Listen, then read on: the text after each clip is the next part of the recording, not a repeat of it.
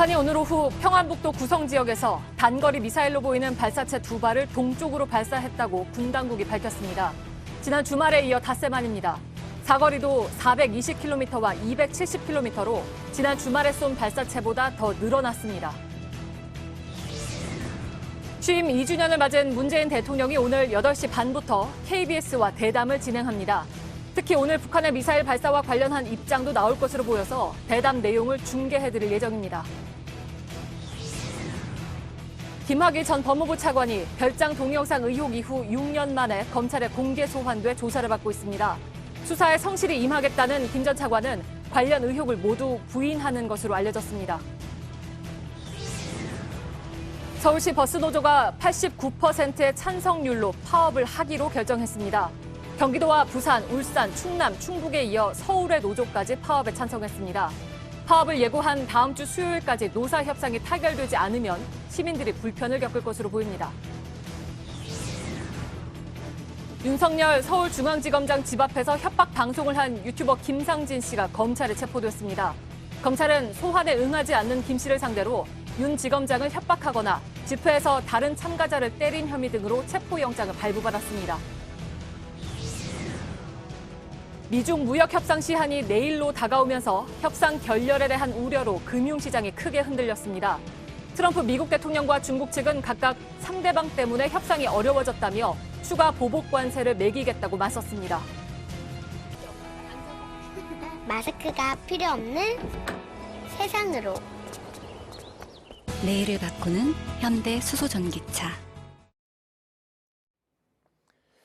예, 시청자 여러분, JTBC 뉴스룸을 시작하겠습니다. 북한이 오늘 오후 4시 30분쯤 미사일을 발사했습니다. 군 당국은 단거리 미사일로 추정되는 발사체라고 밝혔습니다. 전문가들은 사거리로 보나 발사 지점으로 보나 미사일이 확실한 것으로 판단하고 있습니다. 한미 당국은 오늘부터 북한에 대한 식량 지원 계획을 본격적으로 논의하기 시작했는데 북한이 닷새 만에 다시 무력 시위를 하면서 찬물을 끼얹는 상황이 됐습니다. 오늘 뉴스룸은 이 소식을 집중적으로 전해드리겠습니다. 그리고 잠시 후에 8시 30분부터는 문재인 대통령이 취임 2주년을 맞아서 인터뷰를 진행합니다. 북한과 관련해서 어떤 입장을 내놓는지 현장을 연결해서 직접 들어보기도 하겠습니다. 먼저 박현주 기자입니다. 북한이 오늘 오후 평안북도 구성 지역에서 단거리 미사일로 추정되는 발사체 2발을 쐈습니다. 첫 발사는 오후 4시 29분으로 420여 킬로미터를 날아갔고 이어 20분 뒤인 오후 4시 49분에 쏜 두 번째 발사체의 비행거리는 270여 킬로미터였습니다. 두 발 모두 고도는 50여 킬로미터로 파악됐으며 동해상에 탄착했습니다. 평안북도 구성 지역은 스커드와 노동미사일 기지가 있는 평안북도 신오리에서 40킬로미터 정도 떨어진 곳입니다. 추가 발사 가능성도 있습니다. 합참은 북한의 추가 발사에 대비해 감시와 경계를 강화하고 한미 간 대비 태세를 유지하고 있다고 밝혔습니다. 북한의 이번 도발은 지난 4일 신형 전술 유도무기를 포함한 240mm, 300mm 방사포 등을 쏜 지 닷새 만입니다. 당시는 호도반도 일대에서 동해상으로 발사했습니다. 외교소식통은 평안북도 구성은 동창리 미사일 기지가 구축되기 전에 미사일 발사 장소로 주로 사용되던 곳으로 탄도미사일의 가능성도 배제할 수 없다고 설명했습니다. JTBC 박현주입니다. 곧바로 국방부에 나가 있는 취재 기자를 연결하겠습니다. 김소현 기자가 나가 있습니다. 자, 김 기자, 국방부는 단거리 미사일로 추정되는 불상의 발사체다. 그래서 불상이라는 것은 이제 정확하게 파악하기 어렵다 이런 뜻으로 보이는데 좀 더 구체적인 내용이 파악된 게 있는지요? 네, 일단 국방부가 단거리로 추정된다고 했기 때문에 스커드 미사일 쪽에 무게가 실립니다. 하지만 중장거리인 노동 미사일도 연료로 사거리를 조정할 수 있기 때문에 단정하기는 어렵습니다.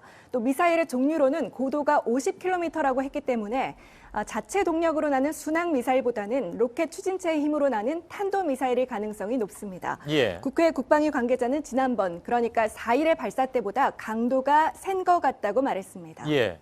자, 사거리가 지난 주말에 쏜 발사체보다 더 멀리 갔다는 것은 군에서 어떻게 분석을 하고 있습니까?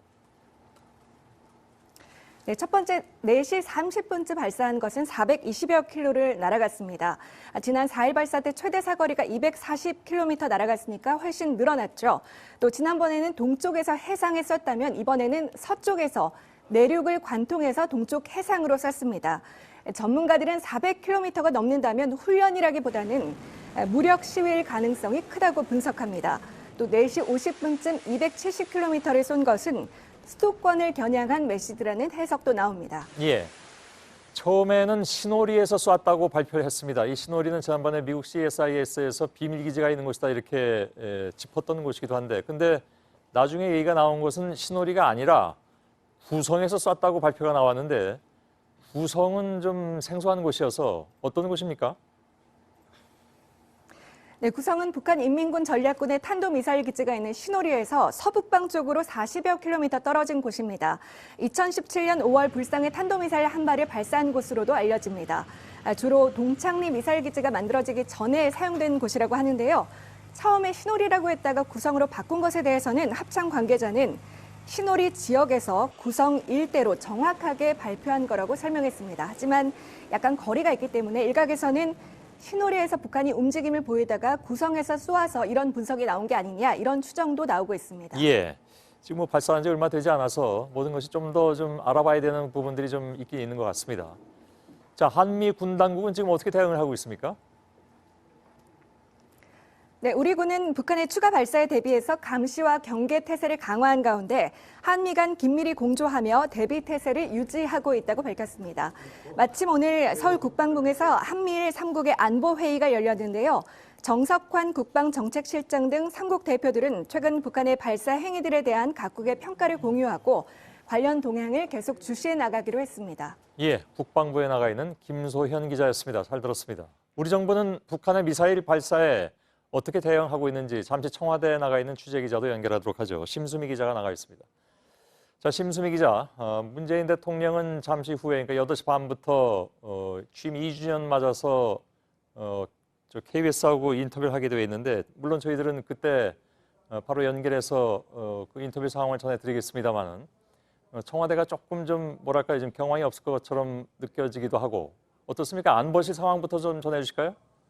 네, 정의용 국가안보실장은 오후 4시 30분쯤 미사일이 발사된 직후부터 지금까지 국가위기관리센터에서 상황을 예의주시하고 있습니다. 국방부 합참과도 화상으로 연결해서 현 상황을 면밀히 지켜보고 있습니다. 또 별도의 국가안전보장회의, NSC 상임위 회의나 관계부처 장관 회의는 소집되지 않았습니다. 통상 목요일 오후 4시에 열리던 NSC 회의가 오늘 1시간 앞당겨서 3시에 열렸기 때문에 이미 도발이 시작되기 전에 끝났다고 합니다. 문재인 대통령도 정 실장 등을 통해 실시간 보고를 받고 있다고 청와대는 밝혔습니다. 예, 알았습니다. 공식 반응은 나왔습니까? 청와대로부터? 네, 고민정 대변인 명의의 공식 입장을 조금 전인 7시 50분쯤 냈습니다. 고 대변인은 북한의 단거리 미사일로 추정되는 발사체 발사는 남북관계 개선과 한반도에서의 군사적 긴장 완화 노력에 전혀 도움이 되지 않는 것으로 매우 우려된다고 말했습니다. 예. 자, 지금 이제 앞으로 어떻게 대응할 것인가는 역시 이제 한미 간의 공조를 통해서 좀 조율을 통해서 보다 좀 확실하게 나올 수도 있을 것 같은데, 아시는 것처럼 지금 워싱턴은 아침 일찍의 시간이기 때문에 어떤 구체적인 반응이 나온 것 같지는 않습니다. 잠시 후에 워싱턴도 연결하겠습니다만은. 그래서 대화 동력을 되살리기 위한 청와대 계획이 혹시 수정이 불가피할 것이냐, 아니면 원래 예정대로 가느냐, 어느 쪽으로 봐야 됩니까? 아무래도 수정을 할 수밖에 없을 것 같습니다. 북한이 미사일을 쏘기 직전인 오후 4시까지만 하더라도 청와대는 인도적 식량 지원에 대한 한미 정상이 공감대를 형성했다고 공식적으로 발표를 했습니다. 조만간 정부 차원에서 쌀과 같은 식량 지원이 이루어질 계획이라는 것이었는데요.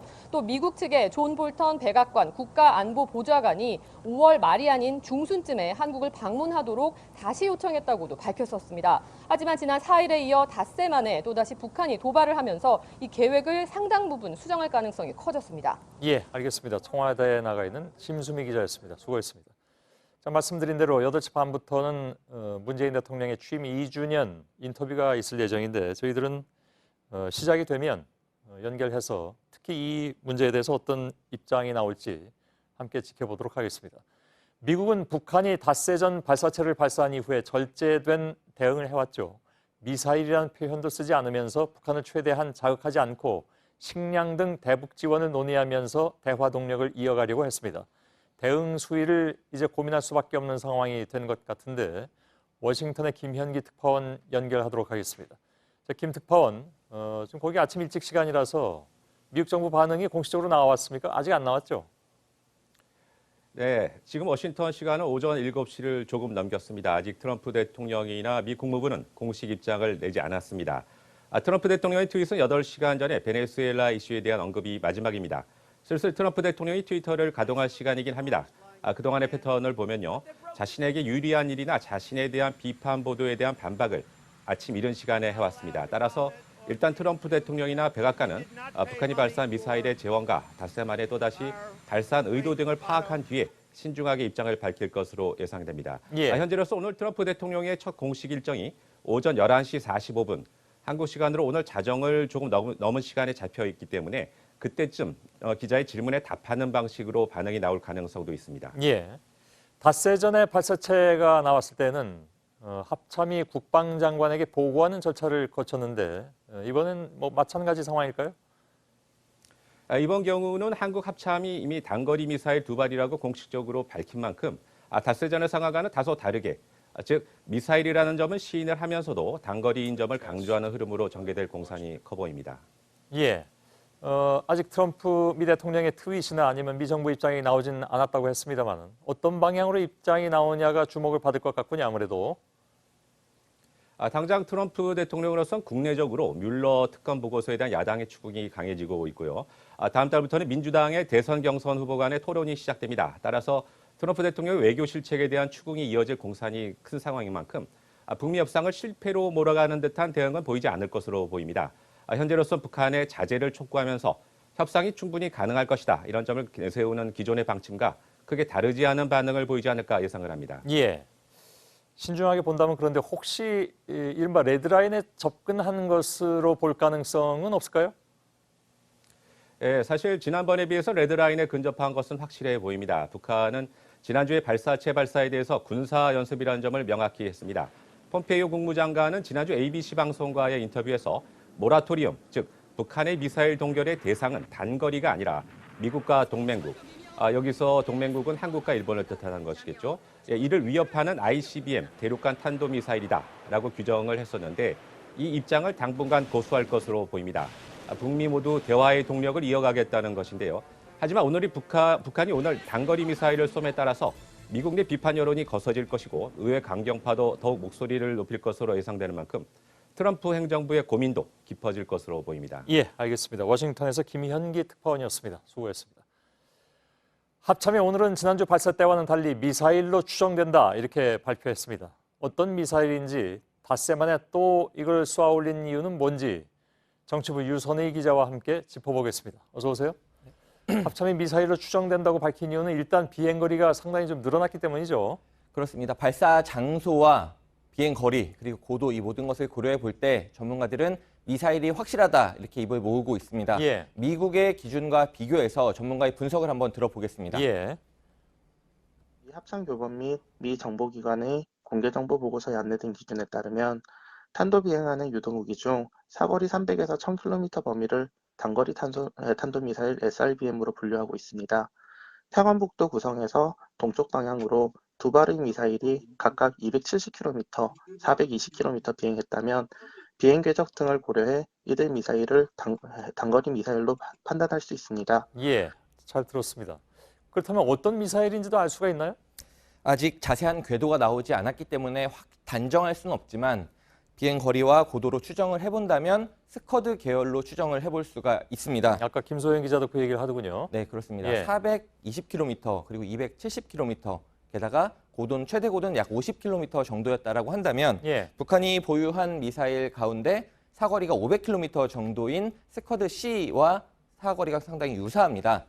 다만 이 두 미사일이 만약에 같은 기종이라면 420km가 최대 사거리고 270km는 성능을 조절해본, 작전 성능을 시험해본 것이라면 이것이 스커드가 아닌 신형 미사일일 가능성도 배제할 수는 없습니다. 예. 그러니까 각도를 높여서 쏘는, 그러니까 고각 발사를 하지는 않은 걸로 보이는 거죠, 그러니까? 그렇습니다. 각도를 높여서 고각 발사를 했다면 그만큼 이제 최대 사거리가 늘어나게 되는 것인데 예. 이번에는 그렇지 않은 것으로 확인이 됐습니다. 예. 지난 4일 발사 때와 좀 비교를 해보겠습니다. 그때는 동해안에서 거의 발사를 했었는데 서쪽에 이번에는 구성 근처에서 발사를 했습니다. 예. 그러니까 서쪽에서 동쪽으로 쏴서 내륙을 관통했기 때문에 굳이 이제 고각 발사를 해서 내륙의 위험을 감수할 필요는 없었을 것으로 보입니다. 예. 그렇다면 뭐 최대 사거리가 일단 420km에서 더 많이 늘어나지는 않겠군요. 그렇습니다. 그러니까 이번 미사일은 미사일이라고 확실하게 말을 한다고 해도 단거리입니다. 예. 북한이 보유한 미사일들, 그 사거리들을 좀 지도에 펼쳐놓고 설명을 해보겠습니다. 예, 예. 그러니까 아까 말씀드린 스커드 계열이 지금 지도에 나오는 것처럼 약 500km, 이게 이제 단거리 미사일입니다. 여기보다 더 넓은 것이 일본을 사정권으로 두고 있는 1,300km의 노동 미사일, 그리고 3,000km 무수단이 있습니다.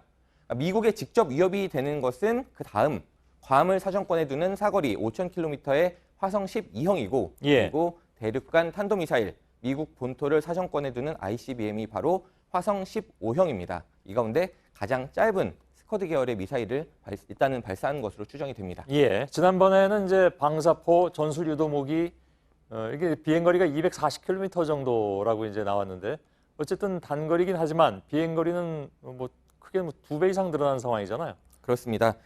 닷새 만에 사실상 도발이 반복됐다고 볼 수가 있고, 예. 사거리가 늘어났는데 지금 상황과 관련이 있다는 분석이 많습니다. 일단 스티븐 비건 특별대표가 왔고, 또 식량 지원 논의가 되고 있습니다. 이와 관련해서 국가안보전략연구원 이기동 부원장에게 좀 견해를 물어봤는데, 식량 지원 수준에서 논의가 그치고 또 한미가 추가적으로 별다른 합의 결과를 내지 못할 경우에 대비해서 무력 시위를 한 것일 수 있다, 이렇게 분석을 했습니다. 예. 근데 뭐 아무튼 무력 시위라면 미국이 더 양보하라고 이렇게 시위한 것이라고 본다는 건데, 당장 비건이 와서 지금 어떤 얘기를 할지는 잘 모르겠지만, 최소한 식량 지원이라도 할 뻔했는데 오히려 그게 더 후퇴할 가능성도 있어 보이잖아요, 사실. 그렇습니다. 이 상황이라면. 네. 북한이 지금 어찌 보면 뭐 큰 도박은 아니라 하더라도 작은 도박이라도 하고 있는 것 같은 그런 느낌은 듭니다. 네. 이런 게 더 이어질 가능성도 있을까요? 추가 도발의 가능성도 배제할 수 없습니다. 예. 전문가들은 당장 북한이 뭐 중장거리 미사일을 쏴서 판을 깨지는 않겠지만 서서히 도발의 강도를 높여나갈 가능성은 있다고 보고 있습니다. 이것도 전문가의 의견을 좀 들어보겠습니다. 예. 뭐 한미의 반응이 또 없다고 하면 조금 더 장거리 쏠 수도 있겠죠. 뭐 이번에 뭐 일본에까지 나가는 도발까지 한번 할 수도 있을 것 같고, 지금 보니까 스커드 계열일 가능성이 높거든요. 그 거리면은. 예. 노동도 남아 있으니까. 예. 노동도 남아있다. 노동 아까 1,300km라고 그랬잖아요. 네. 일본을 사정권에 두는. 네. 이런 뭐 일본 쪽은 상당히 또 크게 반발할 가능성이 있고. 그렇습니다. 실제로 그럴 수 있을까요? 전문가들은 일단 공통적으로 당장 2016년이나 2017년처럼 판을 깨는 중장거리 미사일에 도발을 하지는 않을 것으로 보고 있습니다. 예. 그러니까 지난 4일처럼 상대적으로 짧은 신형 미사일을 발사를 하거나, 아니면 이동식 발사 차량을 이용해서 발사 장소를 여러 군데로 뭐 바꾼다거나, 아니면 단거리 미사일을 여러 발 쏜다거나, 예. 아니면 고체 연료를 이용해서 이제 은폐 능력을 과시하거나, 이런 식으로 도발의 강도를 높여나갈 방법은 여러 가지가 있습니다. 예. 네. 알겠습니다. 만일 1,300km짜리 노동을 쏜다면 레드라인을 거의 이렇게 살짝 닿는 정도 혹은 넘는 것이라고 볼 수 있고, 그보다 더 멀리 나가는 걸 쏘면 이건 뭐 분명히 레드라인은 넘는 거니까 네. 그거는 지금 상상하기가 좀 어렵다라는 정도로 이해를 하도록 하겠습니다. 물론 두고 봐야 될 일입니다만. 유선혜 기자였습니다. 수고했습니다. 전해드린 것처럼 군 당국은 오늘 북한이 발사한 건 탄도미사일일 가능성이 큰 것으로 판단하고 있습니다. 모든 탄도미사일의 발사를 금지하고 있는 유엔 안보리 결의를 위반했다는 논란이 거세질 것으로 보입니다. 허진 기자입니다. 합동참모본부는 북한이 평안북도 구성 지역에서 쏜 발사체에 대해 단거리 미사일로 추정된다는 표현을 썼습니다. 지난 4일 원산 일대에서 발사된 단거리 발사체에 대해 미사일이라는 표현을 직접적으로 쓰지 않은 것과 대비됩니다. 군의 표현이 달라진 건 비행거리가 약 70km에서 200km 사이였던 닷새전과 달리 이번에 추정 비행거리가 각각 420km, 270km로 늘어났기 때문입니다. 합참은 이번에 발사된 게 구체적으로 어떤 미사일인지는 분석 중에 있습니다. 만일 탄도미사일로 밝혀질 경우 유엔 안보리 결의 위반 논란이 불가피합니다. 순항미사일은 수평으로 날아가는 반면 탄도미사일은 대기권 밖으로 올라갔다가 목표물을 향합니다. 따라서 순항미사일보다 공격 범위도 넓고 방어하기도 힘듭니다. 그래서 2017년 12월 유엔 안보리는 대북제재 결의 2397호를 통해 북한이 탄도미사일 기술이나 핵실험 또는 그 어떤 도발을 사용하는 추가 발사를 해서는 안 된다고 결정했습니다. 탄도미사일 발사를 금지한 2006년과 2009년 결의를 재확인한 겁니다. 다만 유엔 안보리는 그동안 단거리 탄도미사일에는 제재를 해오지 않았습니다. 이 때문에 면밀한 분석이 끝나야 제재 논의가 본격화될 것으로 보입니다. JTBC 허진입니다. 예, 스티븐 비건 미국 국무부 대북정책 특별대표가 지금 서울에 와 있죠. 물론 북한의 도발은 이 점도 염두에 두는 것으로 보인다고 조금 전에 말씀을 드렸는데 한미 당국은 인도적인 지원과 비핵화 협상 등에 대한 논의를 본격적으로 시작한 상황인데 내일은 어쩌면 분위기가 바뀔 가능성도 있습니다. 신진 기자입니다. 미국 백악관은 현지 시간 8일 북한에 대한 최대 압박은 유지하되 인도적 지원을 문제 삼지는 않겠다고 밝혔습니다. Our focus is on the denuclearization. If South Korea moves forward on that front, we're not going to intervene. 방한 중인 스티븐 비건 미국 국무부 대북정책 특별대표는 오늘 아침 이도훈 외교부 한반도 평화교섭본부장과 만났습니다. 또 국내의 북한 전문가들과도 두루 만나 다양한 의견을 들은 것으로 전해졌습니다. 인도적 지원 문제는 내일 진행될 한미 워킹그룹 회의에서도 논의될 예정이었습니다. 하지만 오늘 북한의 발사체 발사로 논의 방향이 완전히 바뀔 것으로 보입니다. 한미 간의 북한에 대한 식량 지원 문제 논의, 비건 대표의 방안에 있어가지고 이 한미 간의 이 북한을 대화로 이끌기 위한 분위기 조성 이런 부분에서 찬물을 끼얹는 비건 대표는 내일 청와대와 외교부, 통일부 관계자들을 만날 예정입니다. JTBC 신진입니다. 예, 예고를 해드린 대로 오늘 저녁 8시 30분부터니까 한 10여 분 남아 있습니다만은 청와대 상춘제에서 문재인 대통령은 취임 2주년을 맞아서 언론과 인터뷰를 진행하게 되어 있습니다. 저희들은 오늘 바로 이런 문제도 터졌기 때문에 곧바로 현장을 연결해서 그 대답 내용을 직접 중계를 해드릴 예정입니다. 자, 다음. 윤천 씨 아시죠? 윤천 씨 그 출국 명령서에 왜 출국하시는 겁니까? 성접대 의혹 인정하십니까? 원칙대로 수사하고 오역이 없도록 하겠습니다. 윤천 씨가 금품을 경찰 조사에 성실히 임하겠습니다.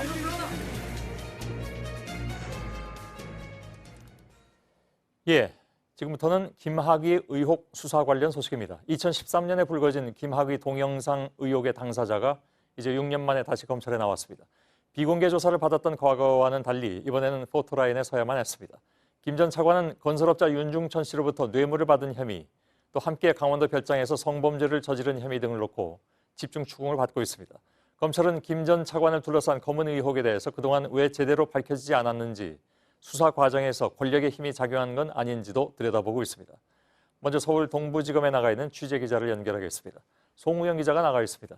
김 전 차관의 진술 내용 혹시 전해진 게 있습니까?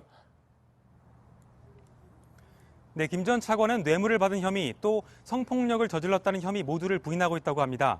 지난달 변호인을 통해서 별장 동영상에 대해서 아는 바가 전혀 없다 이렇게 주장한 바가 있는데 오늘도 그와 같은 입장을 이어가고 있는 걸로 보입니다.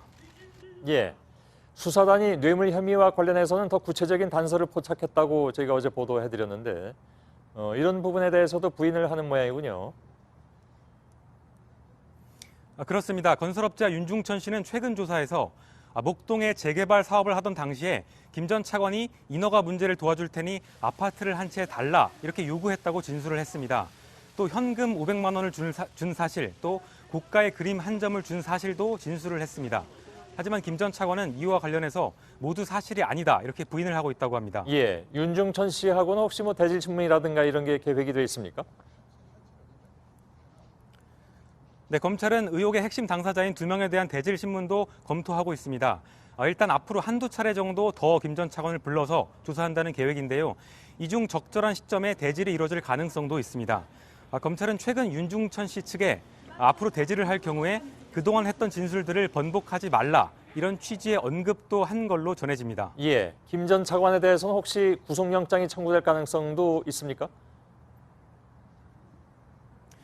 일단 오늘 조사와 앞으로 있을 한두 차례 조사에서 김 전 차관이 진술한 내용 또 진술한 태도 등을 종합적으로 고려해서 판단할 걸로 보입니다.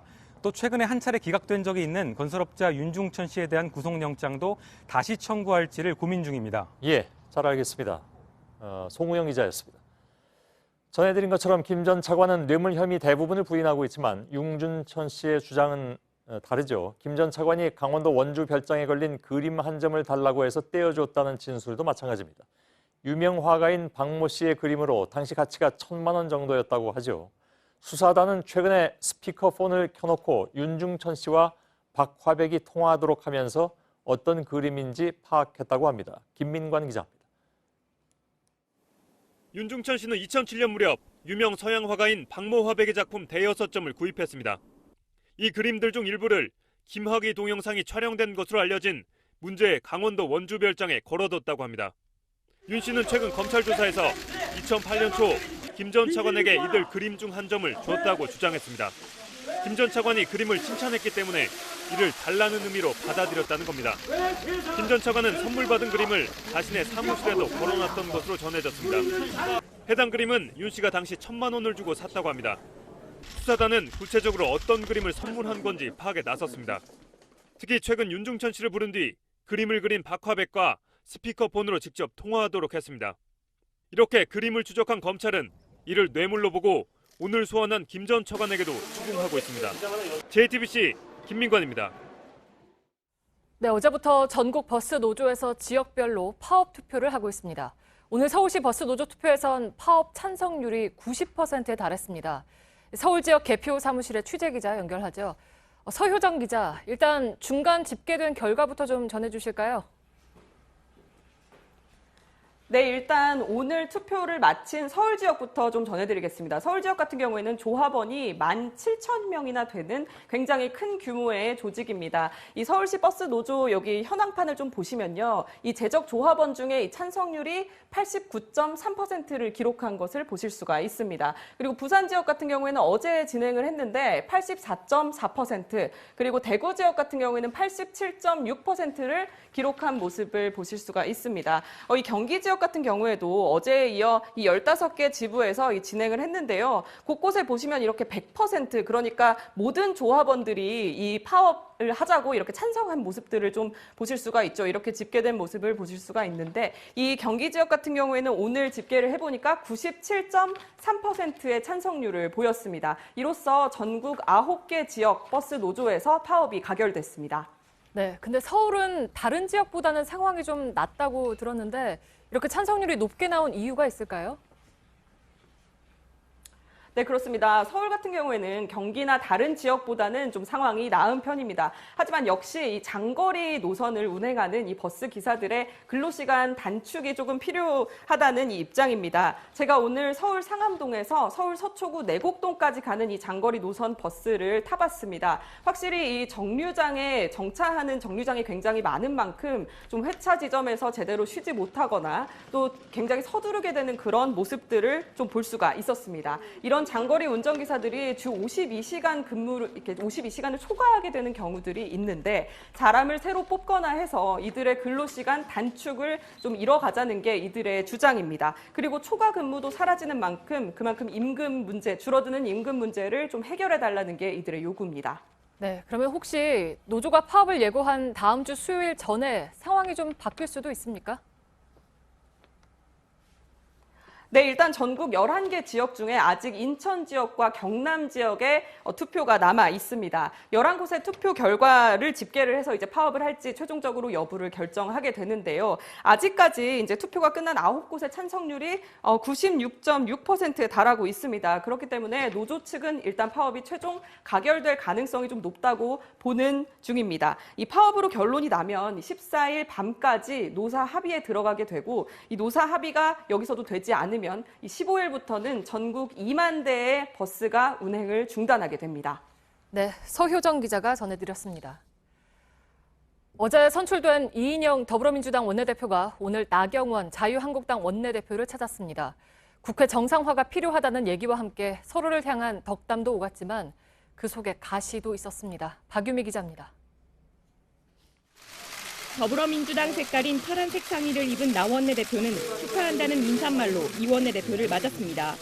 두 사람은 덕담을 주고받으면서도 당선에 유불리에 문제가 있을까 봐 제가 말씀 안 드렸는데 그래도 세 분 중에서는 제가 그래도 가장 가깝다고 느껴지는 부분이 있죠. 개혁적 보수의 길을 가실 수 있는 분이다 이렇게 생각했고 기대도 크고 응원도 늘 많이 했습니다. 말 속에 가시도 넣었습니다.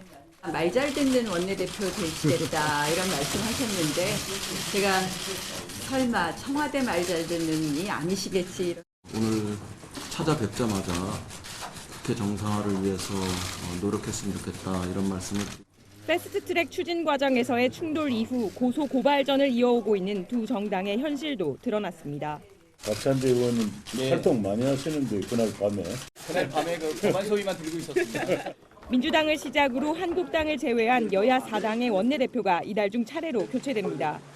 서로 나쁜 감정이 없는 새 원내대표들이 국회 정상화의 물꼬를 틀 수 있을 거란 기대도 나오고 있습니다. 하지만 한국당은 패스트트랙 지정 백지화를 요구하며 오늘도 국회 밖에서 전국 순회 투쟁을 이어가고 있습니다. JTBC 박유미입니다. 검찰이 윤석열 서울중앙지검장 집 앞에서 협박 방송을 한 유튜버 김상진 씨를 오늘 아침에 체포했습니다. 앞서 김 씨는 정치 탄압이라고 주장하면서 검찰의 소환 조사까지 거부했죠. 하지만 법원은 김 씨가 협박 방송을 한 혐의와 집회에서 다른 참가자를 때린 혐의 등을 수사해야 한다고 보고 체포 영장을 발부했습니다. 여성국 기자입니다.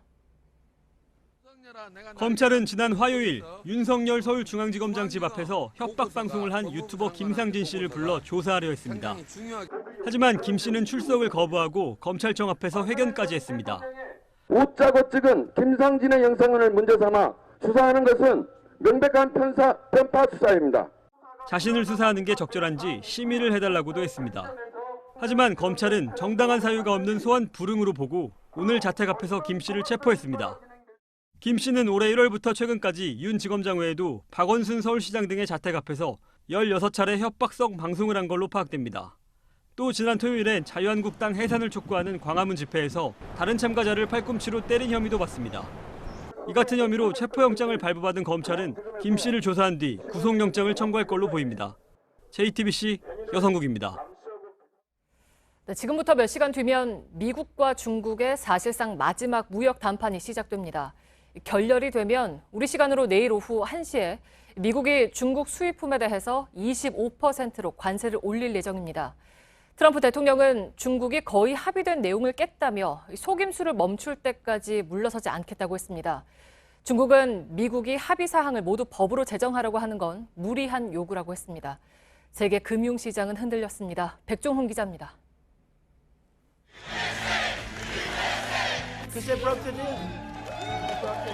They broke the deal.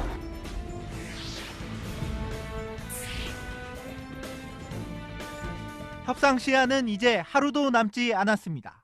금융시장은 결렬 가능성에 크게 흔들렸습니다. 중국 상하이 지수와 홍콩 항생 지수는 전날보다 1% 이상 내렸습니다. 코스피는 전날보다 3.04% 내려 더 흔들렸습니다. 원달러 환율은 10.4원 올라 1179.8원으로 거래를 마쳤습니다. 미국 동부 시간으로 10일 새벽 0시 1분까지 협상이 타결되지 않으면 미국은 포문을 엽니다. 2천억 달러의 중국 수입품에 대해 기존 10%의 관세를 25%로 올립니다. 중국도 성명을 내고 똑같이 보복할 뜻을 밝혔습니다. 로이터 통신은 중국이 지식재산권 보호 등에 대한 시정 조치를 법률화할 순 없다고 태도를 바꿨다고 보도했습니다. 미국은 중국이 기술을 가로채고 무역 흑자를 보는 것을 법률로 정해 고치라고 압박해왔습니다. 중국은 이런 요구는 지나친 것이라고 맞섰습니다. 다만 막판 협상에 따라 협상 시한을 미뤄 파국까지 면할 가능성도 배제할 수는 없습니다. JTBC 백종훈입니다. 문재인 대통령은 8시 30분부터 공식 인터뷰를 하기로 되어 있습니다. 지금 31분 좀 넘었습니다만 아직 본격적으로 시작은 되지 않고 있습니다. 조금 있다가 이제 아마 시작이 될 것 같은데 내일로 다가온 취임 2주년을 맞아서 국내 언론과는 처음으로 인터뷰를 합니다. 청와대를 좀 연결해서 지금 상황을 좀 들어보고 그리고 오늘 특히 이제 북한의 미사일 발사와 관련해서 어떤 입장이 나왔는지도 좀 들어본 다음에 곧바로 문 대통령의 대담을 생방송으로 중계해드리도록 하겠습니다. 심수미 기자가 나가 있습니다. 자, 지금 심수미 기자가 나가 있는 곳은 춘추관 쪽이고 그 안쪽 저 뒤쪽에 이제 상춘제라는 곳에서 오늘 대담을 할 것으로 알고 있습니다.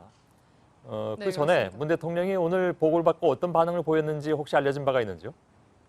네, 청와대는 문 대통령이 보고를 받았다고만 밝혔을 뿐 그 외 구체적인 부분에는 극도로 말을 아끼고 있습니다. 곧 내부적으로 매우 난감해하는 기류가 읽힙니다. 문재인 대통령은 1차 발사체가 발사된 직후인 그제 조만간 북한에 인도적 지원 차원에서 식량을 보내겠다는 입장을 밝혔었죠. 북한이 비핵화 협상 궤도를 벗어나지 않도록 일단 달래려고 했던 셈인데 북한이 이에 아랑곳하지 않고 단거리 미사일이긴 하지만 사거리가 더 긴 발사체를 쏘아 올린 겁니다. 예. 식량 지원 외에도 트럼프 미 대통령 방한 문제라든가 남북 정상회담 일정 이것도 어느 정도 준비하고 있었던 것으로 알고 있는데 그건 그러면 어떻게 돼가는 걸까요? 예, 문 대통령은 공개적으로 김정은 위원장에게 4차 남북 정상회담을 제안한 바 있습니다. 특히 트럼프 대통령은 이달 25일부터 28일까지 일왕 즉위식에 참석하러 일본에 방문을 하는데요. 이후 한국에 들러서 한미 정상회담을 하는 방안도 추진되고 있었습니다. 그러니까 그 전에, 그러니까 5월 중순경에 4차 남북 정상회담을 하고 그 직후 한미 정상회담을 거쳐서 3차 북미 정상회담까지 이끌어낼 계획이었던 겁니다. 예. 하지만 북한이 단거리 미사일을 또 쏘면서 이 같은 구상과 계획이 차질을 빚게 됐습니다. 알겠습니다. 심수미 기자 얘기를 듣는 사이에 지금 대담이 바로 시작됐습니다. 상춘재 앞으로 카메라 넘기겠습니다. 드려야겠습니다. 우리 국민들께서는 촛불혁명이라는 아주 성숙된 방법으로 정권을 교체하고 저를 대통령으로 이렇게 선택해 주셨습니다. 그래서 문재인 정부는 촛불 정신 위에 서 있습니다. 촛불 민심이 명하는 대로 국정농단 그리고 또 반칙과 특권이라는 그런 적폐 시대를 마감하고 새로운 시대, 공정하고 정의로운 대한민국의 길을 향해서 걸어가고 있습니다. 얼마나 기대에 부응했는지 잘 모르겠습니다. 많은 성과들이 있었다고 생각합니다. 그러나 한편으로 또 아쉬운 부분들도 많이 있고 또 보완해야 될 과제들도 많이 있다고 느낍니다. 앞으로 그 점에 더 집중해서 우리 국민들이 바라는 그런 나라를 만들도록 노력해 나가겠습니다. 오늘 이 프로그램을 보시는 분들은 아마 2년 전 문재인 대통령을 지지하신 분들도 있을 것이고 또 반대하신 분들도 있을 겁니다. 그리고 그 당시에는 지지를 했지만 지금은 지지를 철회하신 분들도 있을 테고요. 반면에 뽑지는 않았지만 한번 지켜볼까 이런 마음을 가지고 계신 분들도 있으실 겁니다. 그래서 가능한 이런 다양한 시선들을 담은 질문들을 드려보도록 하겠습니다. 아무래도 어떤 질문으로 시작을 해야 되나 고민을 했었는데 오늘 조금 전에 생긴 현안부터 여쭐 수밖에 없을 것 같습니다. 4시간 전이죠. 4시 반쯤부터 해서 북한이 발사체 2발을 쏘아 올렸습니다. 오늘은 단거리 미사일로 추정이 됩니다. 일단 보고는 받으셨죠? 예, 그렇습니다. 북한이 며칠 전에 여러 종류의 단거리 발사체를 발사한 데 이어서 오늘은 일단 단거리 미사일로 추정되는 그런 발사를 했습니다. 며칠 전에 발사에 대해서는 신형 전술 유도무기라고 일단 규정을 했었는데 오늘 단거리 미사일로 그렇게 추정하는 이유는 며칠 전은 북한이 동해안에서 자신들의 앞바다를 향해서 발사를 했기 때문에 사거리가 비교적 짧았습니다. 네. 오늘은 평안북도 지역에서 육지를 넘어서 동해안까지 발사를 했기 때문에 2발 중에 한 발은 사거리가 400km를 넘습니다. 그래서 일단 이 단거리 미사일로 한미 양국이 함께 추정을 하고 있는 것입니다. 그 판단은 지금 한미 양국이 같이 내린 판단이고요. 예, 공조하고 있습니다. 예. 그러니까 지난번 4일인가요? 그때 발사체 최장이 240 이 정도였는데 오늘은 보면 사거리 420km 발사체가 있는 거죠? 네, 2발 중에 한 발이 그렇게 된 것으로 지금 그러면 보고 그때보다 있습니다. 한 1.5배 사거리가 더 늘어난 것이고 그렇게 해서 한미 양국이 공조를 통해서 이 발사체는 단거리 미사일로 추정이 된다. 예. 일단은 이렇게 규정을 내리셨다 이런 말씀이신 거죠. 예. 그러면 사실 지난번 발사체 때는 한미 양국이 전략적 해석이라는 표현도 나왔습니다만 미사일이라는 표현을 쓰는 데는 조금 주저하지 않았습니까? 그런데 이제 사거리가 이렇게 됐고 지난번에 일단 고도가 낮은 데다 낮았고, 네. 사거리가 짧았기 때문에 이렇게 미사일로 단정하기에는 좀 이르다고 보고 계속 한미 양국이 지금 분석 중에 있는 것이고요. 오늘은 고도는 낮았지만 발사 고도는 낮았지만 그러나 사거리가 길었기 때문에 일단은 단거리 미사일로 추정을 하는 것입니다. 예, 조금 더 추가적으로 뭐 궤적이라든지 또 북한이 어떤 영상이나 사진 화면을 공개할 수도 있고 이래서 좀 더 면밀한 분석은 있어야 되겠지만 예를 들어 탄도미사일 이 가능성이 있으면 문제가 예를 들어서 유엔의 어떤 결의안 위반이다 이런 해석으로 이끌어갈 수 있는 사안 아닙니까? 일단 그 유엔의 안보리 결의는 그 북한의 중장거리 탄도미사일을 이렇게 겨냥한 것이었습니다. 그 이전에 북한이 단거리 미사일을 발사했을 때는 문제 삼은 적이 없었습니다. 그러나 유엔 안보리 결의 속에는 또 이제 탄도미사일을 이렇게 하지 말라는 그런 표현이 들어있기 때문에 비록 단거리라 할지라도 그것이 탄도미사일일 경우에는 유엔 안보리 결의에 위반될 그런 소지도 없지 않다고 그렇게 생각을 합니다. 그 부분은 이제 조금 더 추가적인 분석이 있어야 할 테고요. 그렇습니다. 그래서 그 최종적인 판단은 한미 양국이 그 재원이라든지 종류라든지 궤적이라든지 이런 것을 조금 더 면밀히 이렇게 분석해서 판단을 하게 될 것입니다. 참고로 말씀드리면 지난번의 발사에 대해서도 유엔 안보리 결의 위반 여부를 여전히 이제 판단 중에 있긴 하지만 일단 미국은 지금까지는 유엔 안보리 결의는 위반하지 않은 것으로 그렇게 지금 판단을 내리고 있고요. 그 판단 역시 한미 양국이 같이 하는 판단이시죠? 공유를 합니다.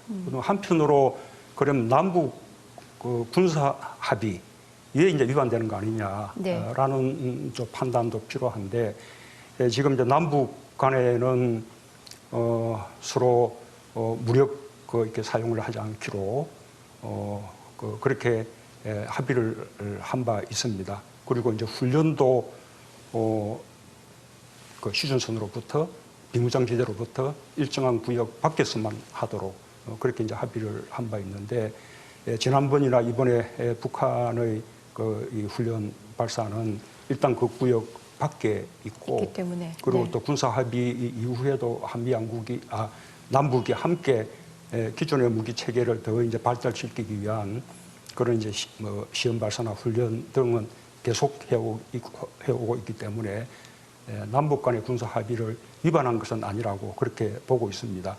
그러나 어쨌든 북한의 이런 행위가 거듭된다면 지금 대화와 협상 국면을 어렵게 만들 수 있다라는 점을 북한 측에 경고를 하고 싶습니다. 북한이 4일하고 오늘 이 닷새 만에 두 차례 도발을 했습니다. 수위는 올라갔습니다.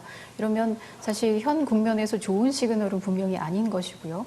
북한이 왜 이 시점에서 이런 도발 행위를 하는 것이라고 판단할지 그 의도를 분석하는 게 현재로서는 중요한 포인트일 것 같은데요. 정확한 의도를 알 수 없지만 북한이 지금까지 북한 자신의 매체를 통해서 밝혀온 여러 가지 보도 내용들과 종합해서 보자면 북한은 지난번 하노이 제2차 북미 정상회담이 합의를 이루지 못하고 끝난 데 대해서 상당히 불만을 가지고 있는 것 같습니다. 그래서 미국이나 한국 양측에 대해서 일종의 시위성 성격이 있지 않는가라고 시위성 성격으로 일단은 하고요. 규정을 하시고요. 그와 함께 앞으로 그 비핵화 대화를 자신들이 원하는 방향으로 이끌고자 하는 그런 이제 압박의 성격도 담겨 있다고 봅니다. 또 한편으로는 조속한 그 회담을 촉구하는 그런 성격도 있지 않을까 생각합니다. 어쨌든 북한의 의도가 뭐라고 하더라도 결국 근본적인 해법은 북미 양국이 조속히 빨리 앉는 것이라고 생각합니다. 북한도 불만이 있다면 대화의 장에서 그 불만을 명확하게 그렇게 밝히는 것이 바람직하다고 생각합니다.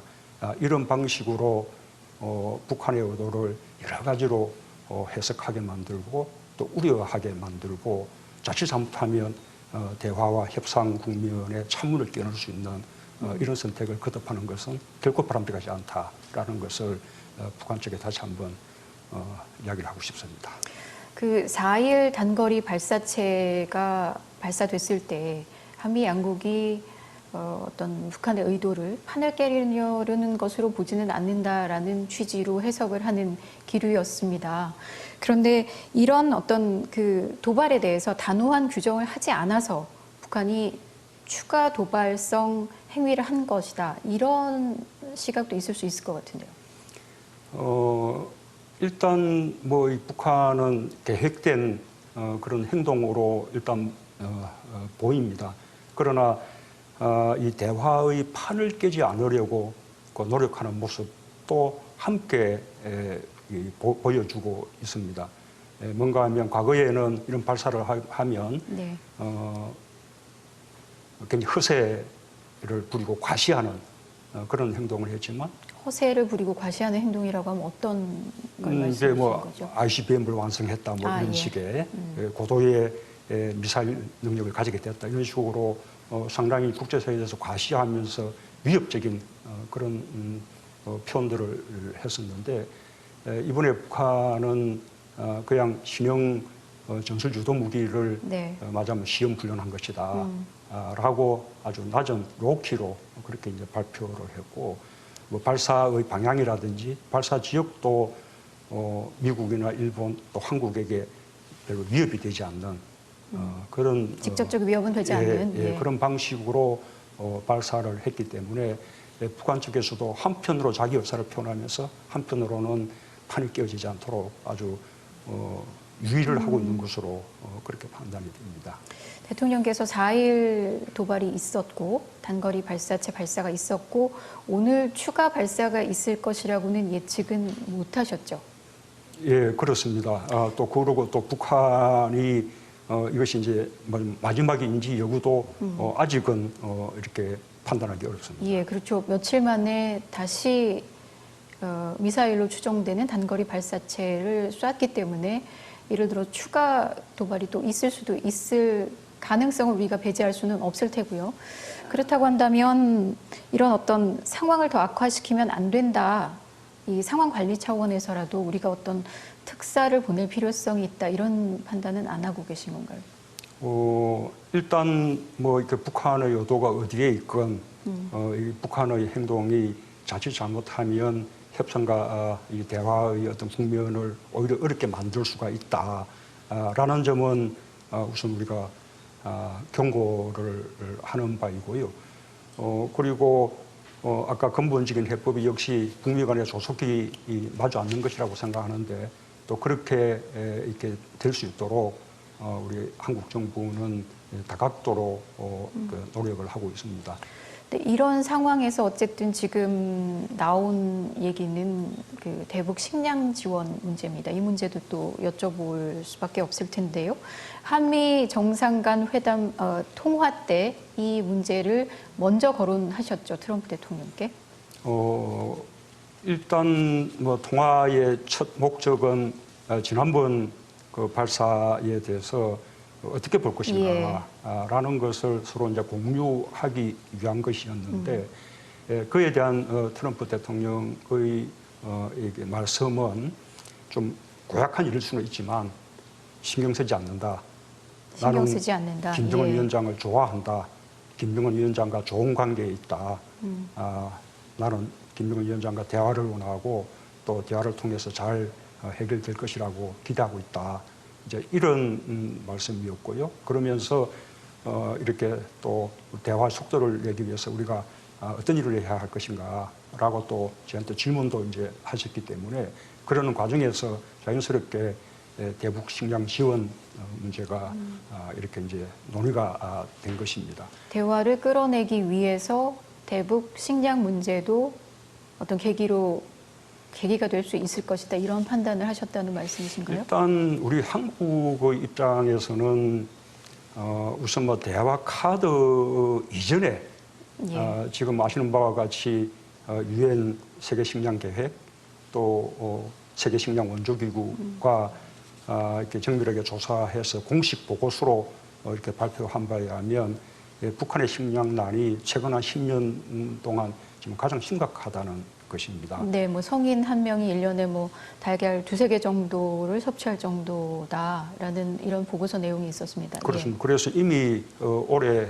1월부터 식량 배급량을 많이 이제 줄였고 앞으로 이제 6월부터 8월까지 춘궁기 동안에는 더 이제 줄일 그런 이제 전망이어서 한 40% 정도가 북한 인구의 40% 정도가 말하자면 이제 기아에 직면하게 되고 특히 아동들과 여성들이 집중적으로 피해를 입게 될 것이다라는 이제 그런 보고고 그래서 세계 각국에게 북한에 대한 식량에 대해서 지원을 촉구하는 그런 이제 내용들이었습니다.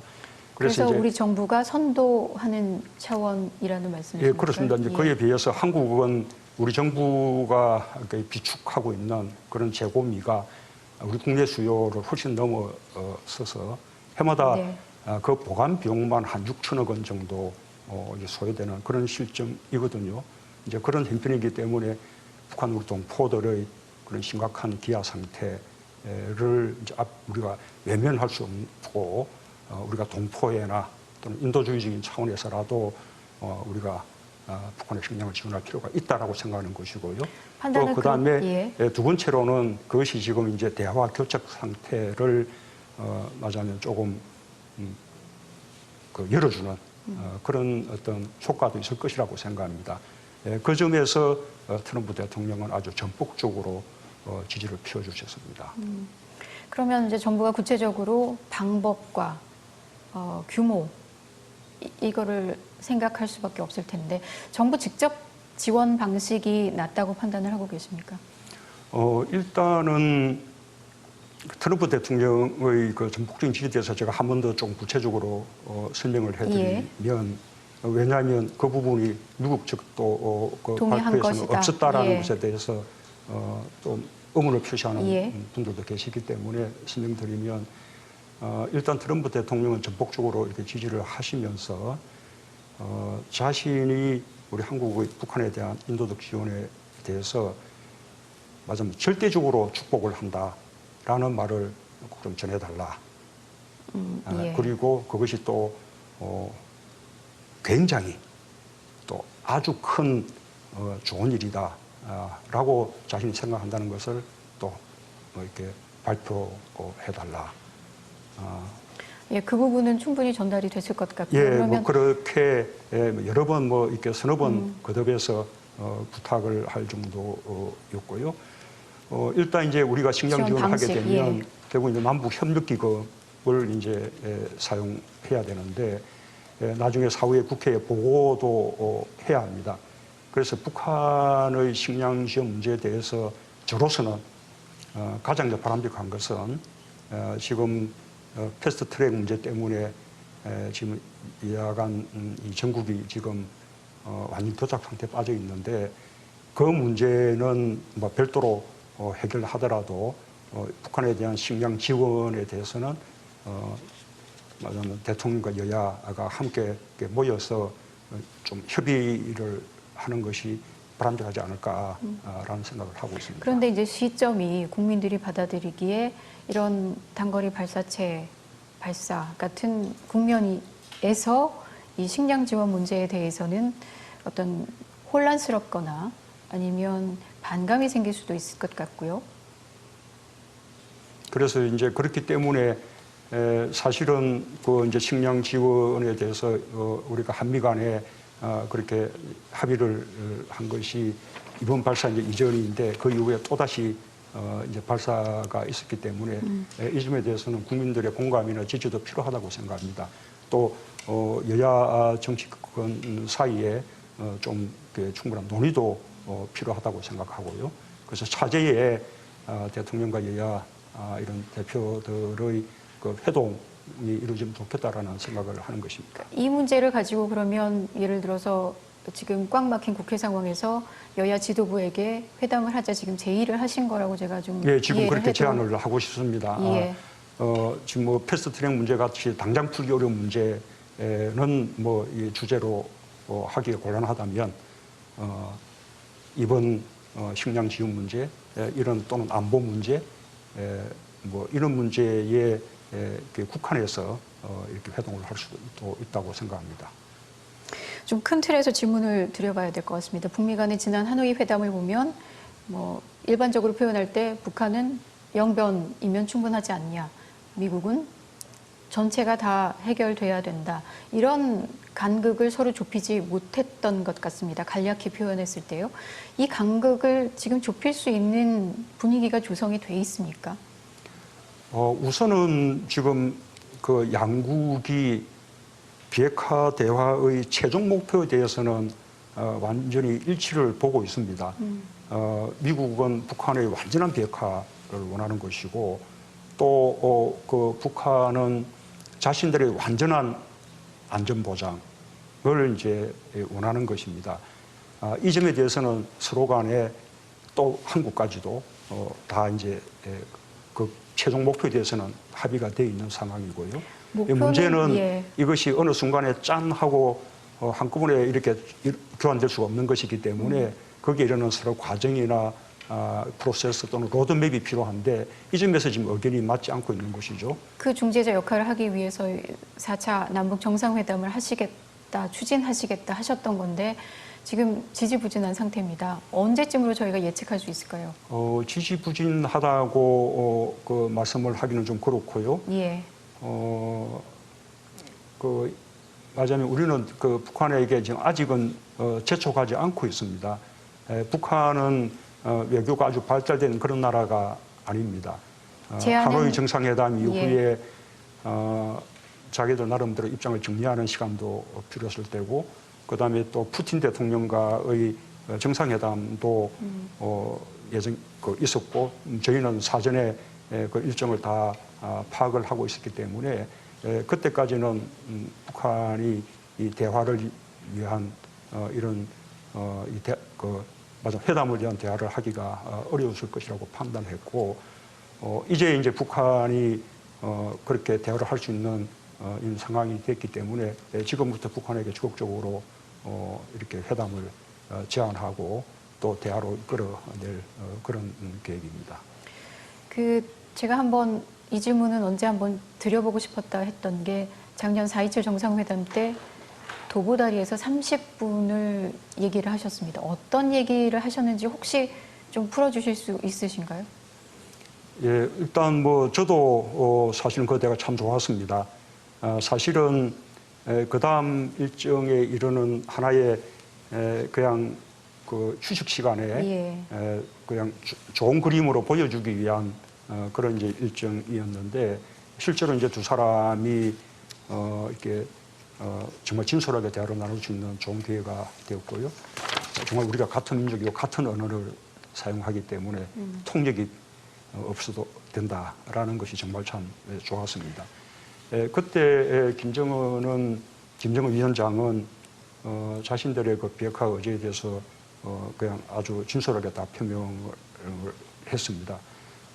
말하자면 안전 보장을 위한 것인데 핵 없이도 안전할 수 있다면 우리가 왜 제재를 무릅쓰고 힘들게 핵을 두고 있겠는가, 이런 표현으로 이제 비핵화 의지를 좀 표명을 했고, 미국과 말하자면 회담 해본 경험이 없고 주변의 참모들 가운데도 그런 경험들이 다들 없는데 회담을 한다면 어떻게 하면 좋을 것인가, 이런 이제 여러 가지 조언을 구하고, 그래서 주로 김정은 위원장이 나에게 물어보고 또 제가 그에 대해서 답해주고 하는 그런 시간이었습니다.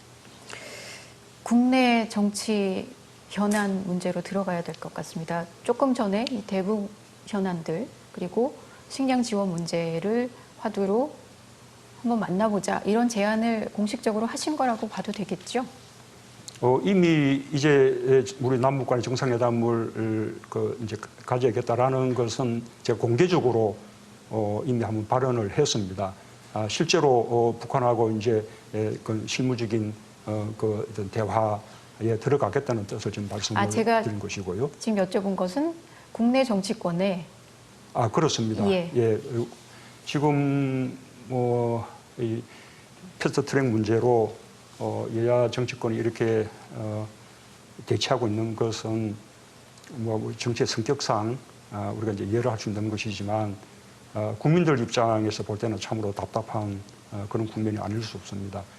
추려야 될 그런 민생 그런 법안들도 많이 있고 또 한풀로 이 추경 문제도 논의를 해야 되고 그래서 이런 국면에서 이렇게 필요한 것이 지난번에 합의했던 여야정 상설국정협의체를 가동하는 것이라고 생각합니다. 여야정 우선적으로 협의체가 방금 이렇게 현안으로 대두된 이런 문제들을 논의할 수 있지 않을까라는 것입니다.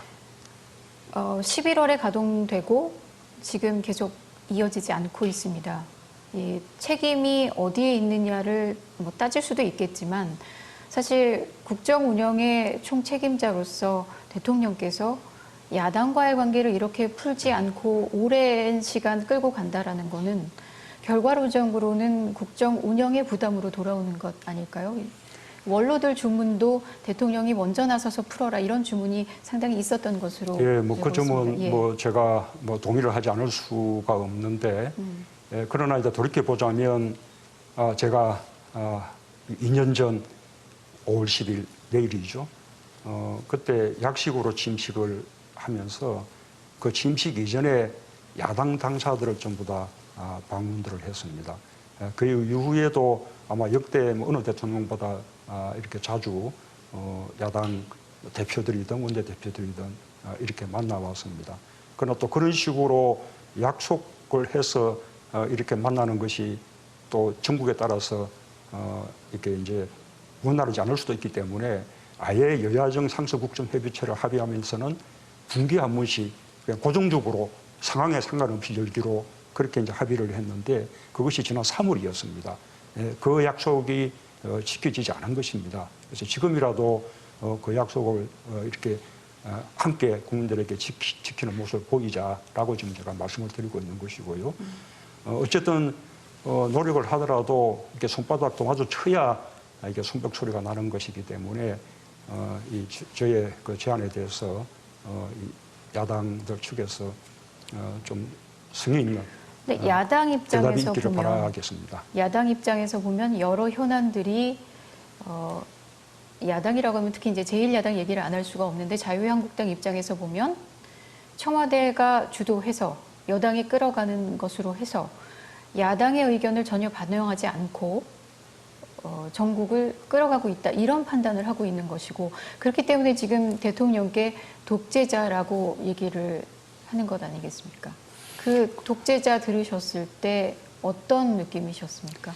우선은 이제 패스트 트랙이라는 그 성격이 말하자면 다수 그 의식을 가진 측에서 독주하지 못하도록 하면서 야당은 또 물리적인 저지를 하지 않기로 하고 그리고 그 해법으로 패스트 트랙이라는 해법을 마련한 것입니다. 그래서 그 해법을 선택한 것을 가지고 독재라고 하는 것은 정말 조금 맞지 않는 이야기라는 말씀을 드리고요. 그야말로 이제 그동안 국회 선진화법의 혜택을 많이 누려왔는데 국회 선진화법이 정해놓은 방법을 부정해서는 안 되는 것이죠. 게다가 정말 이 촛불 우리 이제 민심에 의해서 탄생한 그런 이제 정부가 지금 이제 말하자면 독재, 그것도 그냥 독재라고 하면 또 설득력이 떨어질 수 있으니까 색깔론을 더해서 좌파 독재 이런 식으로 규정 짓고 추정한다고 하는 것은 참 뭐라고 말씀드려야 될지 모르겠습니다. 그렇게 부르지만 만나셔야 될 상대라고는 생각하시지요? 일단 뭐 그렇게 조금 극단의 표현을 쓰긴 했지만 그러나 그것도 다 하나의 정치적인 그 행위라고 본다면 여야 간의 정치적 대립은 늘상 있어 온 것이고 그리고 또 이제는 또 한 페이지를 넘기고 다시 또 새로운 대화를 통해서 또 새로운 해법을 찾아나가야 한다고 보는 것이죠. 저희가 지금 이제 대야 관계 협치 문제를 얘기를 드리고 있어서 이 질문을 안 드릴 수가 없을 것 같습니다. 얼마 전 원로들 만나셨을 때 이렇게 알려졌습니다. 선 적폐 청산 후 협치. 이런 취지의 말씀을 하신 것으로 전달이 됐는데 이 전달이 잘못된 겁니까? 아니면 어떤 아직까지도 적폐 청산이 부족한 상태이기 때문에 이게 먼저 정리가 돼야지 그 다음에는 어떤 또 다른 관계성 결정이 가능하다 이렇게 판단을 하신 겁니까? 우선은 뭐 그렇게 말한 사실이 없고요. 그 회동의 그 오간 대화에 대해서는 그냥 우리 대변인이 잘 정리해서 이렇게 발표를 했기 때문에 제가 KBS 보도를 보지는 못했습니다만 제가 본 모든 보도들은 제 발언 내용을 있는 그대로 그렇게 전달을 했습니다. 그 취지를 한번 설명을 해주시겠어요? 그런데 맞으면 헤드라인이나 자막을 그런 식으로 뽑은 겁니다. 그러고 난 이후에는 또 그 자막 헤드라인을 또 근거로 이런저런 이제 비판을 하는 좀 황당한 일이 이제 벌어지고 있는데요. 제가 이제 말씀드린 취지는 원로들의 말씀이 아니라 지금 우리 사회의 또 그 일각에서는 이제 적폐 수사는 이제 그만 끝내고 이제는 협치 또 통합 이런 길로 나가자라는 말씀들이 있기 때문에 그에 대한 제 견해를 말씀드린 것인데 우선은 적폐 수사나 재판은 우리 정부가 시작한 것이 아니고 앞에 정부에서 이미 시작됐던 일이고 우리 정부는 기획하거나 관여하지 않고 있다. 살아서 움직이는 수사를 정부가 통제할 수도 없고 또 통제해서도 안 된다는 것이 제 생각이다. 그리고 개인적인 생각을 이야기하자면 이 국정농단이나 사법농단은 그게 사실이라면 그것은 대단히 심각한 반헌법적인 일이고 헌법 파괴적인 일이기 때문에 그 일에 대해서 타협하기는 어려운 일이다.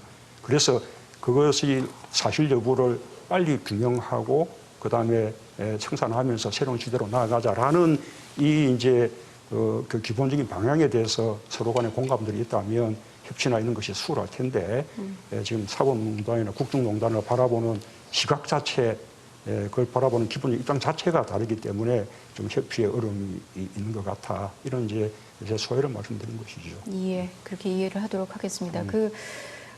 패스트트랙 국면을 얘기를 하는 와중에 또 나올 수밖에 없는 의제가 공수처법하고 검경수사권 조정안에 대한 것일 겁니다. 지금 이 검경수사권 조정안에 대해서 문무일 검찰총장이 민주주의에 반하는 부분이 있다라고 얘기를 했고요. 이 성격을 뭐 항명으로 봐야 되느냐 아니면 일반적인 문제제기 수준으로 이해할 수 있느냐. 일단 대통령께서는 어떻게 보고 계십니까? 작년 6월에 법무부 장관, 행자부 장관 합의를 했었죠. 예. 그래서 이제 패스트트랙이라는 것이 법안이 무슨 통과된 것이 아닙니다.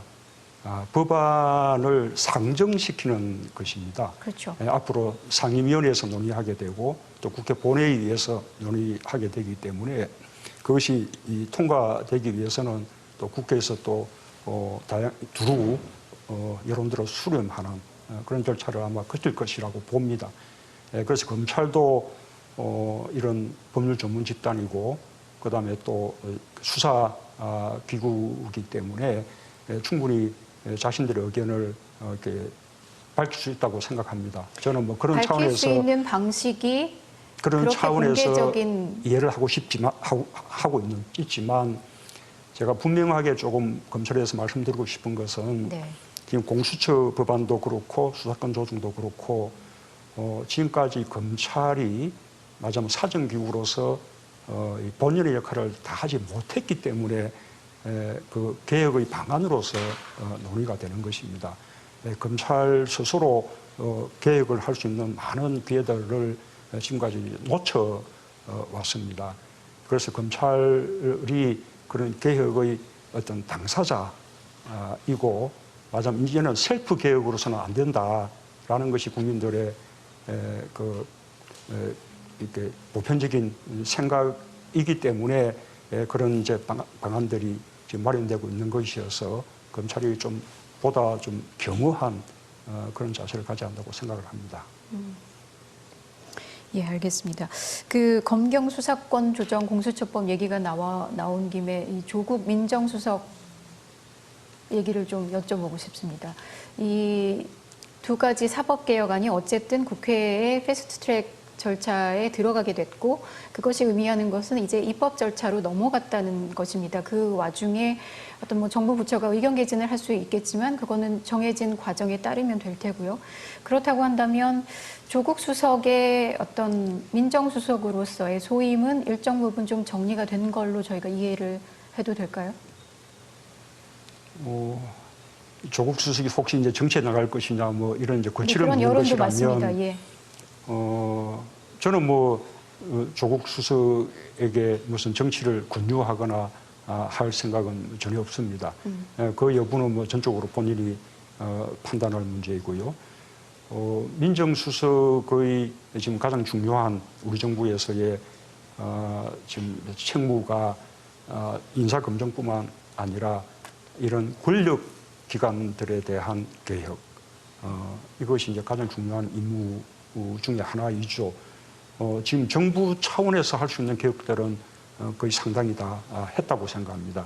이제 법제화하는 과정이 남아 있는데 그런 작업까지 성공적으로 이렇게 맞춰주기를 저는 바라고 있습니다. 법제화까지라고 한다면 조금 더 청와대 생활을 하셔야 된다는 말씀.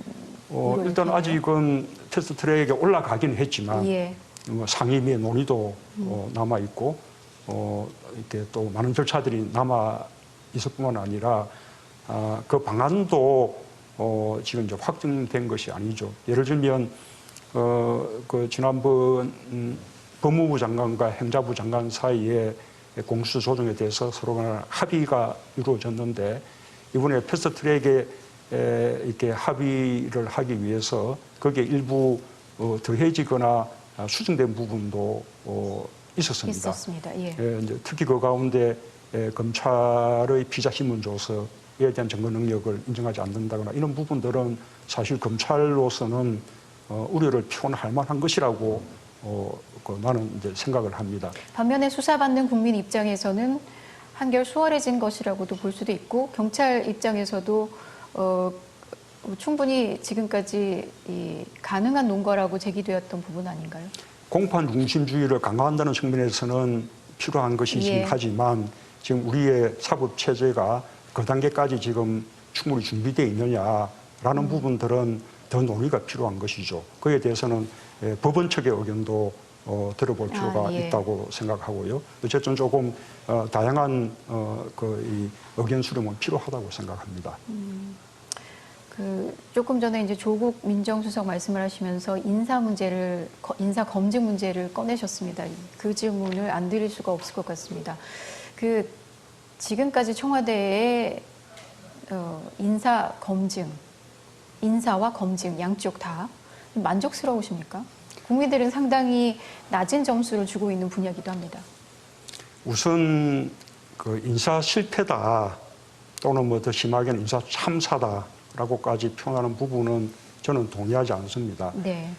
그 이유는 지금 뭐 이낙연 총리를 비롯해서 우리 이제 장관님들 잘하고 있지 않습니까?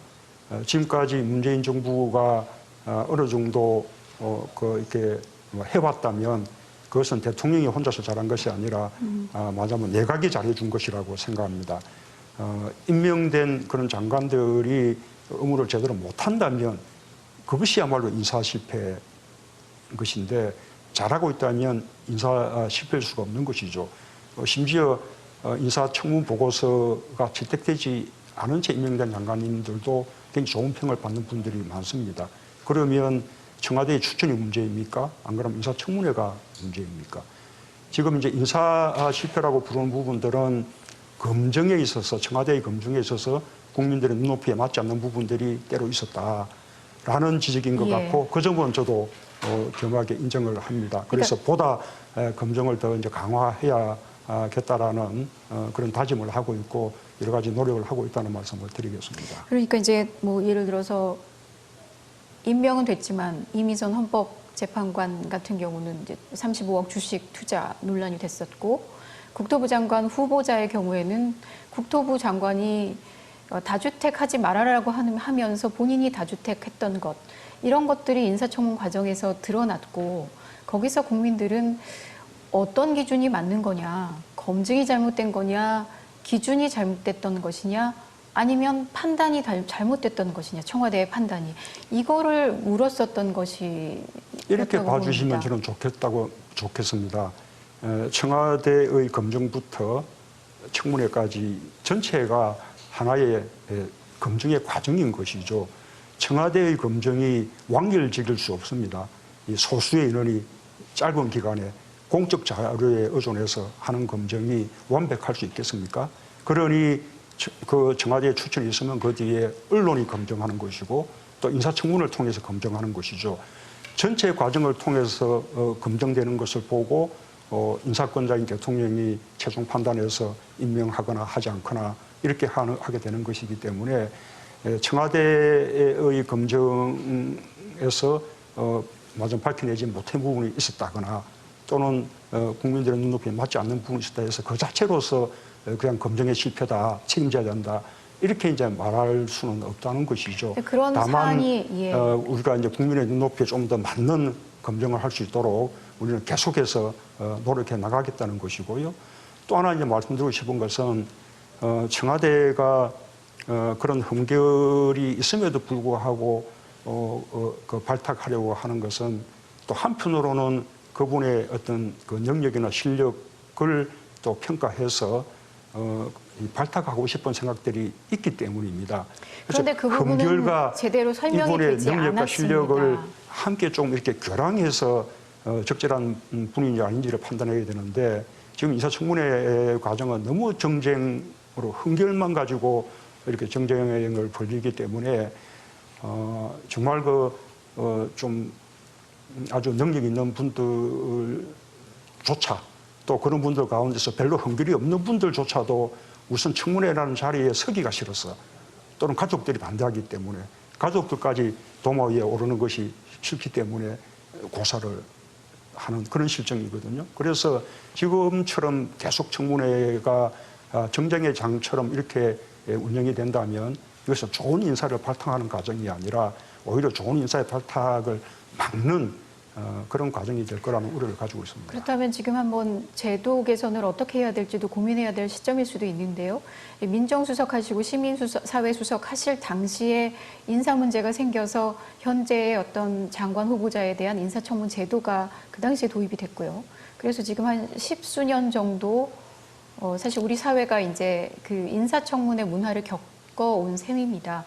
그리고 제도 그렇다고 한다면 대통령께서 그렇게 판단을 하고 계신다면 예를 들어서 청와대가 갖고 있는 이 후보자에 대한 자료를 국회에도 제출을 하고 그 조금 내밀한 자료까지 그리고 나서 뭐 어떤 2단계로 나눠서 신상에 관한 것이라든지 이것은 비공개로 하고 나머지는 업무 역량이나 정책에 대한 부분이라든지 이런 거는 공개로 하는 식으로 예를 들어서 제도를 조금 다듬어 보자 이런 제안을 먼저 내놓으시는 게 어떤 국민을 설득하고 하는 절차일 텐데 지금까지 청와대의 모습을 보면 뭐가 문제냐라는 식의 해명이 있었고 말씀을 그렇게 풀어주셨지만 이런 흠결에도 불구하고 왜 이 사람을 쓰려는지 쓰고 싶은지에 대한 국민들의 이해를 구하는 설명도 상당히 부족했다고 보입니다. 그렇기 때문에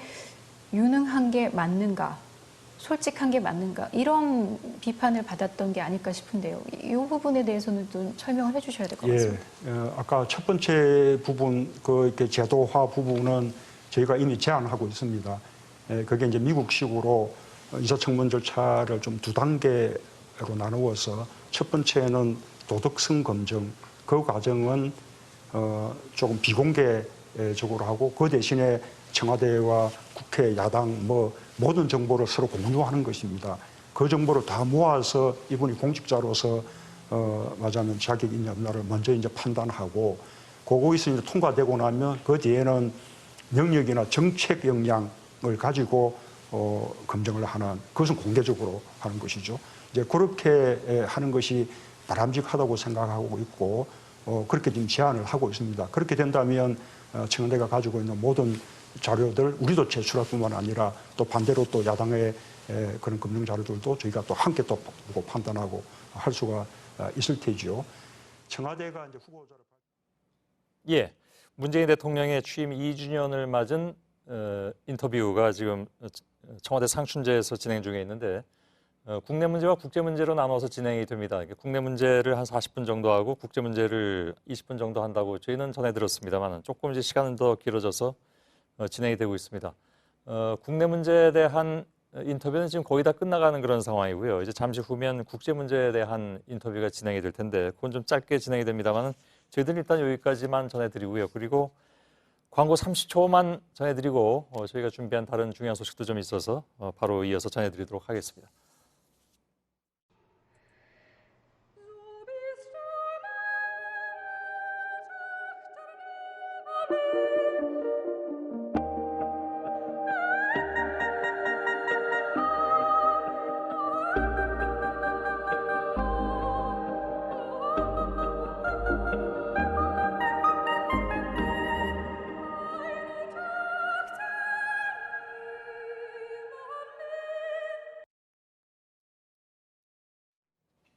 예, 전해드린 것처럼 오후 4시 30분과 4시 50분에 각각 단거리 미사일을 발사한 것으로 소식이 나왔죠. 북한이.